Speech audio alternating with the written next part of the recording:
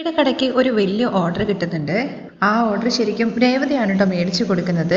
പക്ഷേ അത് താൻ മേടിച്ചാണെന്ന് പറഞ്ഞിട്ട് എല്ലാവരുടെ മുമ്പിലും വലിയ ആളാവാണ് ചെയ്യുന്നത് നമ്മുടെ ശ്രുതി. അവസാനം നമ്മുടെ ശ്രുതിയുടെ കട അടച്ചു പൂട്ടുന്ന ഒരു സിറ്റുവേഷനിലേക്ക് വരുന്ന എപ്പിസോഡാണ് കേട്ടോ ഇന്ന് നമ്മൾ പറയാൻ വേണ്ടി പോകുന്നത്. എല്ലാവർക്കും ചാനൽ ഇഷ്ടമാണെന്നുണ്ടെങ്കിൽ ഒന്ന് സബ്സ്ക്രൈബ് ചെയ്ത് സപ്പോർട്ട് ചെയ്തേക്കണേ. രേവതിയാണ് ശ്രുതിക്ക് ഈ ഓർഡർ മേടിച്ചു കൊടുത്തതെന്നുള്ള കാര്യം സച്ചി പിന്നീടാണ് കേട്ടോ അറിയുന്നത്. ഇത്രയും വലിയൊരു ഓർഡർ രേവതി പിടിച്ചു കൊടുത്തിട്ടും ശ്രുതി ഒരു നന്ദി വാക്ക് പോലും രേവതിയുടെ അടുത്ത് പറയുന്നില്ല കേട്ടോ. അതില് ഭയങ്കര കലിപ്പുണ്ട് നമ്മുടെ വർഷയ്ക്ക്. കാര്യങ്ങളെല്ലാം അറിഞ്ഞിട്ട് നമ്മുടെ സച്ചിയും അത് തന്നെയാണ് കേട്ടോ ചോദിക്കുന്നത്. പാർലടുത്ത് നിന്നോട് നന്ദി പറഞ്ഞോ എന്നുള്ള കാര്യത്തെക്കുറിച്ച്. പക്ഷെ രേവതിയാണെന്നുണ്ടെങ്കിൽ വലിയ നന്മമരാണല്ലോ, അതുകൊണ്ട് തന്നെ നന്ദിയൊന്നും പ്രതീക്ഷിച്ചിട്ടല്ല. വീട്ടില് ഒരാൾ നന്നാവുന്നത് കാണാനുള്ള ആഗ്രഹം കൊണ്ടാണെന്നൊക്കെ പറയാണ്. രേവതിയുടെ സംസാരമൊക്കെ കേൾക്കുമ്പോൾ നമ്മുടെ സച്ചിയാണെന്നുണ്ടെങ്കിൽ ഇനിയിപ്പോൾ രേവതിയുടെ അടുത്ത് പ്രത്യേകിച്ച് പറഞ്ഞിട്ടൊന്നും കാര്യമില്ല എന്ന് മനസ്സിലാക്കിക്കൊണ്ട് ഒരു ട്രിപ്പ് വരുമ്പോൾ അവിടുന്ന് പോകുന്നുണ്ട്. അതേസമയം ശ്രുതിയും അതുപോലെ സുധിയും കൂടി ചേർന്നിട്ട് വലിയ ഓർഡർ എന്ന് പറഞ്ഞു കഴിഞ്ഞാൽ ഏകദേശം 745ഓളം അപ്പാർട്ട്മെന്റ്സിലേക്ക് അവിടെ വേണ്ടിയിരിക്കുന്ന ഹോം അപ്ലയൻസസ് സാധനങ്ങളൊക്കെ കൊടുക്കാനുള്ള ഓർഡറാണ് ഇവർക്ക് കിട്ടിയിരിക്കുന്നത്. രണ്ടുപേരും കൂടി ചേർന്നിരുന്നിട്ട് എത്ര ഏകദേശം ടോട്ടൽ എമൗണ്ട് ഇവർക്ക് കിട്ടും എന്നുള്ള കാര്യങ്ങളെ കുറിച്ചൊക്കെ കാൽക്കുലേറ്റ് ചെയ്യാണ്. അങ്ങനെ കാൽക്കുലേറ്റ് ചെയ്തിട്ട് ശ്രുതി പറയുന്നുണ്ട് ഏകദേശം നമുക്ക് ഒരു 48 ലക്ഷത്തോളം രൂപ കയ്യിൽ വരും.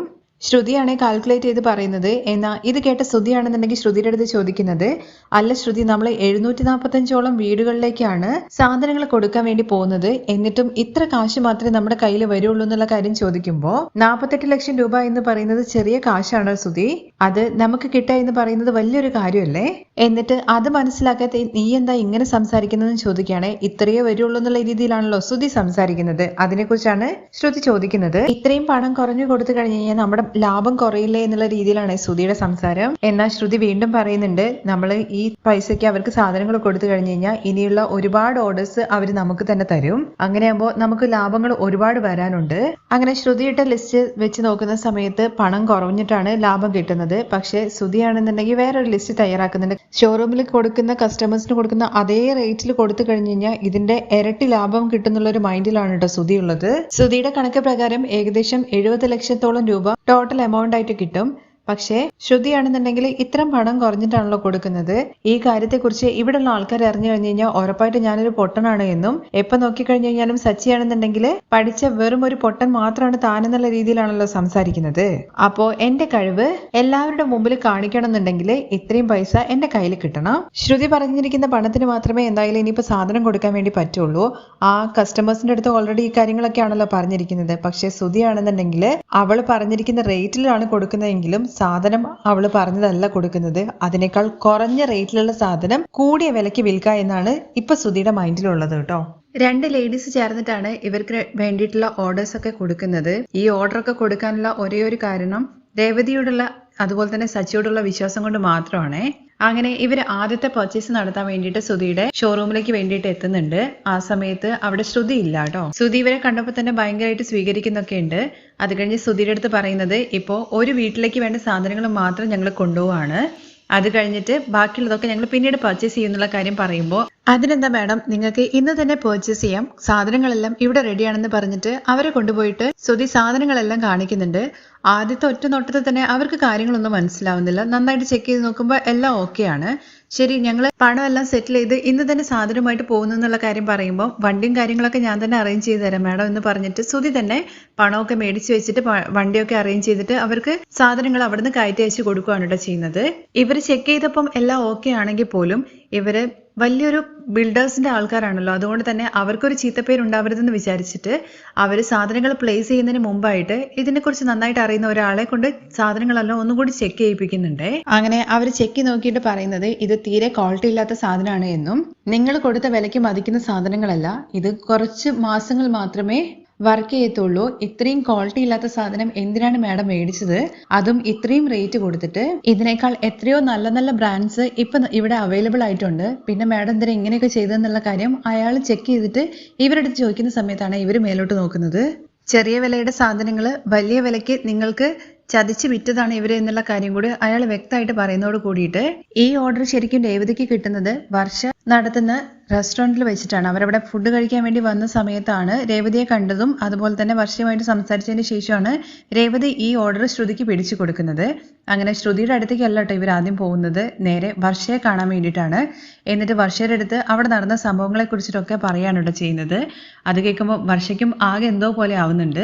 ഇത് കേട്ട ഉടനെ തന്നെ വർഷയാണെന്നുണ്ടെങ്കിൽ അവരുടെ അടുത്ത് പറയുന്നുണ്ട്, വർഷ പുതുതായിട്ട് ആരംഭിച്ചിരിക്കുന്ന റെസ്റ്റോറൻറ്റിലേക്കുള്ള സാധനങ്ങളൊക്കെ ഇവരുടെ കടയിൽ നിന്ന് തന്നെയാണ് മേടിച്ചത്. പക്ഷേ അതൊന്നും അത്ര ക്വാളിറ്റി ഇല്ലാത്ത സാധനങ്ങളല്ല. പക്ഷേ ഇപ്പൊ എന്ത് സംഭവിച്ചു എന്നുള്ള കാര്യം അറിയില്ല എന്ന് പറയുമ്പോൾ അതെന്താ വർഷ ഞങ്ങൾക്ക് തരുമ്പോൾ മാത്രം ഇങ്ങനെയായി പോയത്, ഇത് ഞങ്ങളെ മനഃപൂർവ്വം ചതിക്കണം എന്ന് വിചാരിച്ച് ചെയ്തതാണ്. ഇനി എന്തായാലും രേവതിയുടെ അടുത്ത് ഈ കാര്യത്തെക്കുറിച്ചൊന്ന് പറഞ്ഞേക്കൂ. ഈ ഓർഡർ ഒരു കാരണവശാലും ഇവർക്ക് കൊടുക്കാൻ വേണ്ടിയിട്ട് ഞങ്ങൾക്ക് ഇനി സാധിക്കില്ല. അത് നിങ്ങൾ ശ്രുതി ചേച്ചിയെ വിളിച്ച് തന്നെ കാര്യം പറഞ്ഞേക്കാൻ വേണ്ടിയിട്ടാണ് വർഷ പറയുന്നത്. വർഷ ഒരു കാര്യം ഉത്തരവാദിത്വം ഏറ്റെടുക്കില്ല എന്നുള്ള രീതിയിലെടുത്ത് അവരുടെ അടുത്ത് സംസാരിക്കുകയാണ്. ശരി, ഞാൻ എന്തായാലും അവളുമായിട്ട് സംസാരിച്ചോളാം എന്ന് പറഞ്ഞിട്ട് അവരവിടുന്ന് പോവുകയാണേ. അവർ പോയി കഴിഞ്ഞതിന് ശേഷം വർഷയാണെങ്കിൽ മനസ്സിൽ വിചാരിക്കുന്നുണ്ട് കേട്ടോ, ഇത് തന്നെ കിട്ടണം ശ്രുതി ചേച്ചിക്കും അതുപോലെ സുധിയേട്ടനും. അവര് എല്ലാം തികഞ്ഞവരാണെന്ന് വിചാരിച്ചിട്ട് വലിയ ആട്ടം ആടിയതല്ലേ എല്ലാവരുടെ മുമ്പിൽ വെച്ചിട്ടും. അങ്ങനെയുള്ളവർക്ക് ഇത് തന്നെ വന്ന് ഭാവിക്കുള്ളൂ എന്നൊക്കെ വർഷ ദേഷ്യത്തോടു കൂടി ഇങ്ങനെ ചിന്തിച്ചുകൊണ്ടിരിക്കുകയാണേ. അത് കഴിഞ്ഞ് മേഡം ആണെന്നുണ്ടെങ്കിൽ ശ്രുതിയെ വിളിച്ചിട്ട് നേരിട്ട് കാണണം എന്നുള്ള കാര്യം പറയുന്നുണ്ട്. എന്നാൽ ഈ കാര്യങ്ങളെ കുറിച്ചൊന്നും അറിയാതെ ശ്രുതി ആണെന്നുണ്ടെങ്കിൽ ഭയങ്കര ഹാപ്പി ആവാണ്. കാരണം ഇന്ന് അത്യാവശ്യം ലാഭം കിട്ടി. ഇതുപോലെ സാധനങ്ങൾ കൊടുത്തു കഴിഞ്ഞ് കഴിഞ്ഞാൽ താൻ വിചാരിച്ചേക്കാൾ കൂടുതൽ പണം തനിക്ക് കിട്ടും എന്നുള്ള കാര്യം മനസ്സിൽ ചിന്തിച്ച് ഭയങ്കരമായിട്ട് സന്തോഷമായിട്ടിരിക്കുകയാണ്. അതേസമയം ശ്രുതി ആണെന്നുണ്ടെങ്കിൽ ഈ മേഡത്തെ കാണാൻ വേണ്ടിയിട്ട് പോകുന്നുണ്ട്. അവിടെ ചെന്നിട്ട് മേഡം സംഭവിച്ച കാര്യങ്ങളെ കുറിച്ചൊക്കെ പറയുകയും ഇനി എന്തായാലും ഈ കോൺട്രാക്ട് ഞങ്ങൾ നിങ്ങൾക്ക് തരാൻ വേണ്ടിയിട്ട് ഉദ്ദേശിക്കുന്നില്ല എന്നുള്ള കാര്യം മുഖത്തടിച്ചതുപോലെ പറയുകയാണേ. ശ്രുതി ഒരുപാട് കൺവിൻസ് ചെയ്യാൻ വേണ്ടി ശ്രമിക്കുന്നുണ്ടെങ്കിലും അതൊന്നും കേൾക്കാൻ വേണ്ടിയിട്ട് അവർ തയ്യാറല്ലായിരുന്നു. അങ്ങനെ ഒരു നിവൃത്തിയില്ലാതെ ശ്രുതി അവിടുന്ന് ഇറങ്ങിയിട്ട് നേരെ വീട്ടിലേക്കാണ് കേട്ടോ വന്ന് കയറുന്നത്. ശ്രുതി ഭയങ്കരമായിട്ട് വിഷമിച്ചിട്ടാണ് കേട്ടോ വരുന്നത്. ശ്രുതിയുടെ ഭാവം തന്നെ കാണുമ്പോഴേക്കും അവിടെയുള്ള ആൾക്കാർക്ക് എന്തൊക്കെയോ കാര്യങ്ങൾ മനസ്സിലാവുന്നുണ്ട്. എന്താ സംഭവിച്ചത് എന്നുള്ള കാര്യങ്ങളെ കുറിച്ചിട്ട് എല്ലാവരും ചോദിക്കുന്നുണ്ടെങ്കിലും ശ്രുതി നേരെ പോയിട്ട് ശ്രുതിക്കിട്ടിട്ട് നന്നായിട്ട് കൊടുക്കാണ് കേട്ടോ ചെയ്യുന്നത്. ഇത് കണ്ട ചന്ദ്രയാണെന്നുണ്ടെങ്കിൽ എന്താ ശ്രുതി ഇത്, എന്റെ മകനെ നീ എന്റെ മുമ്പിൽ വെച്ച് അടിക്കുന്നു എന്നൊക്കെ ചോദിക്കുന്നുണ്ട്. ആന്റി, ശ്രുതി എന്ത് പണിയാ ചെയ്തെന്നുള്ള കാര്യം അറിയോ? ആ വലിയൊരു കോൺട്രാക്ട് ഞങ്ങൾക്ക് കിട്ടിയിട്ടുണ്ടായിരുന്നല്ലോ, അതില് ഒരു സാമ്പിൾ എന്നുള്ള രീതിയിൽ ഒരു വീട്ടിലേക്ക് സാധനങ്ങൾ എടുക്കാൻ വേണ്ടിയിട്ട് അവരിന്ന് കടയിൽ വന്നിട്ടുണ്ടായിരുന്നു. പണത്തോടുള്ള അത്യാഗ്രഹം കാരണം ശ്രുതി ചെയ്ത പണി എന്താന്നുള്ള കാര്യം ആർക്കെങ്കിലും അറിയോ? കുറഞ്ഞ റേറ്റിലുള്ള സാധനങ്ങൾ ശ്രുതി കൂടിയ റേറ്റിന് അവർക്ക് വിറ്റു. അത് കാരണം ആ കോൺട്രാക്ട് ഞങ്ങൾ കൈവിട്ടു പോയി എന്നുള്ള കാര്യം പറയാണേ. ശ്രുതി, നീ എന്താ ഈ പറയുന്നെന്നുള്ള കാര്യം ശ്രുതി ചോദിക്കുമ്പോ അതെ, എല്ലാം ശ്രുതി ഒറ്റൊരുത്തം കാരണമാണ്. അവര് എന്നെ വിളിച്ചിട്ട് എന്തൊക്കെ സംസാരിച്ചെന്നുള്ള കാര്യം ശ്രുതിക്ക് അറിയോ? അവര് എന്നെ എത്രത്തോളം തരം താഴ്ത്തിയിട്ടുള്ള രീതിയിൽ സംസാരിച്ചെന്നുള്ള കാര്യം ശ്രുതിക്ക് അറിയാന്നൊക്കെ ചോദിച്ചിട്ട് ശ്രുതി ഭയങ്കരമായിട്ട് രോഷം കൊള്ളുവാണേ. അവര് എന്നെ നാണം കെടുത്തുന്ന രീതിയിൽ സംസാരിച്ചത് പോരാഞ്ഞിട്ട് അവര് പറഞ്ഞ കാര്യങ്ങൾ എന്തൊക്കെയാന്നുള്ള കാര്യം അറിയാം. ഒരു ക്വാളിറ്റിയും ഇല്ലാത്ത സാധനമാണ് കൂടിയ വിലക്ക് ഞങ്ങൾക്ക് നിങ്ങൾ വിറ്റത്. നിങ്ങൾക്ക് ഈ ഓർഡർ കിട്ടാൻ തന്നെ കാരണം എന്താന്ന് വെച്ച് കഴിഞ്ഞാല് സച്ചിയോടും അതുപോലെ തന്നെ രേവതിയോടുള്ള വിശ്വാസത്തിന്റെ പുറത്ത് മാത്രമാണ് ഈ ഓർഡർ തന്നത്. സച്ചി രേവതി ഒരാളെ കുറിച്ച് പറഞ്ഞപ്പോ അവരെന്തായാലും അവരെ പോലെ തന്നെ നല്ലവരായിരിക്കും വിചാരിച്ചിട്ടാണ് ഈ ഓർഡർ ഞങ്ങൾക്ക് തന്നത്. എന്ന പണത്തിനോടുള്ള അത്യാഗ്രഹം കാരണം ഇങ്ങനെ ഒരു പണി ചെയ്ത നിങ്ങൾക്ക് ഈ കോൺട്രാക്ട് ഒരിക്കലും ഞാൻ തരില്ല എന്നും ഇപ്പൊ തന്നെ ഞാൻ ക്യാൻസൽ ചെയ്യാൻ വേണ്ടി പോവാ എന്നുള്ള കാര്യം പറഞ്ഞിട്ട് അവർ ക്യാൻസൽ ചെയ്യുകയും ചെയ്തു. ഇത് കേട്ടിട്ട് എല്ലാവരും ഭയങ്കരമായിട്ട് ഷോക്കായിട്ട് നിൽക്കുവാണ്. ഇത്രയും വലിയൊരു ഓർഡർ ക്യാൻസൽ ആയി എന്നുള്ള കാര്യം മാത്രമല്ല, അവർ മേടിച്ചുകൊണ്ട് പോയ സാധനങ്ങളെല്ലാം റിട്ടേൺ ആയി. ആ റിട്ടേൺ ആയ സാധനങ്ങൾ ഇനി ആരും മേടിക്കുന്നുള്ള കാര്യം തോന്നുന്നില്ല. കാരണം നമ്മുടെ ഷോറൂം ഒരു ഫ്രോഡ് ഷോറൂമായിട്ട് അവർ മുദ്ര കുത്തുകയും ചെയ്തു. അവര് ഇതിന്റെ പേരിൽ പോലീസ് കംപ്ലൈന്റ് ഓൾറെഡി കൊടുക്കുകയും ചെയ്തു. ഇതെല്ലാം കേട്ടിട്ട് എല്ലാവർക്കും ഷോക്ക് ആവുന്നുണ്ടെങ്കിലും വർഷ ശ്രുതിയുടെ അടുത്ത് പറയുന്നുണ്ട്, താൻ എല്ലാം തികഞ്ഞതാണെന്ന് വിചാരിച്ചിട്ട് ഇത്രയും വലിയ ആട്ടം ആടാൻ വേണ്ടി പാടില്ലായിരുന്നു ശ്രുതി ചേച്ചി. അങ്ങനെ ചെയ്തത് കൊണ്ടാണ് ചേച്ചിക്ക് ഇപ്പൊ ഇങ്ങനൊരു അവസ്ഥ വന്നത്. നമ്മൾ എന്താണോ വിതയ്ക്കുന്നത് അത് മാത്രമേ നമുക്ക് കൊയ്യാൻ വേണ്ടി കഴിയുള്ളൂ ശ്രുതി ചേച്ചി. ആ കാര്യങ്ങളൊക്കെ നിങ്ങൾ ആദ്യം മനസ്സിലാക്കണമായിരുന്നു. അന്ന് രേവതി ചേച്ചി മേടിച്ചു തന്ന ഓർഡർ താനാണ് പോയി മേടിച്ചെന്നുള്ള രീതിയിൽ എന്തെല്ലാം കാര്യങ്ങളായിരുന്നു പറഞ്ഞിട്ടുണ്ടായിരുന്നത്. ഇത് ചോദ്യം ചെയ്ത എന്നെ ചേച്ചി അപമാനിക്കാൻ വേണ്ടി ശ്രമിച്ചില്ലേ? അത് മാത്രോ, ഇത്രയും വലിയൊരു ഓർഡർ മേടിച്ചെന്ന് രേവതി ചേച്ചി ഒന്നിനും കൊള്ളില്ലാത്തവളാന്നുള്ള രീതിയിൽ വരെ ചേച്ചി സംസാരിച്ചില്ലേ? ഇപ്പൊ ചേച്ചിക്ക് ഇത്രയും വലിയൊരു നഷ്ടം വന്നത് സ്വന്തം ഭർത്താവ് കാരണം തന്നെയല്ലേ? അതിമോഹം എന്ന് പറയുന്നത് ആപത്താന്നുള്ള കാര്യം ഇപ്പോഴെങ്കിലും നിങ്ങളുടെ ഭർത്താവ് മനസ്സിലാക്കണം. അവര് നിങ്ങളോടുള്ള വിശ്വാസത്തിന്റെ പുറത്താണ് ഇത്രയും വലിയൊരു ഓർഡർ തന്നത്. അതുപോലും ശരിക്ക് ചെയ്തു കൊടുക്കാൻ വേണ്ടിയിട്ടുള്ള ബുദ്ധി പോലും ശ്രുതി നിനക്കില്ലേ? ഇപ്പൊ എന്തായി? അവസാനം ഫ്രോഡ് കമ്പനി എന്നുള്ള മുദ്ര വരെ നിന്റെ കമ്പനിക്ക് വന്നു. അതുകൊണ്ട് തന്നെ അധികം വൈകാതെ കമ്പനിയും പൂട്ടി കെട്ടേണ്ടി വരും നിനക്ക്. ഇനി എന്തായാലും സുധിയുടെ ഷോറൂമിലേക്ക് കസ്റ്റമേഴ്സ് വരാനുള്ള സാധ്യത വളരെ കുറവാണ്. ഇങ്ങനെ ഒരു ചതി പറ്റിയത് കൊണ്ട് തന്നെ ഇത് എത്രയും വേഗത്തിൽ ന്യൂസ് ഫ്ലാഷ് ആവാനുള്ള സാധ്യതയുണ്ട്.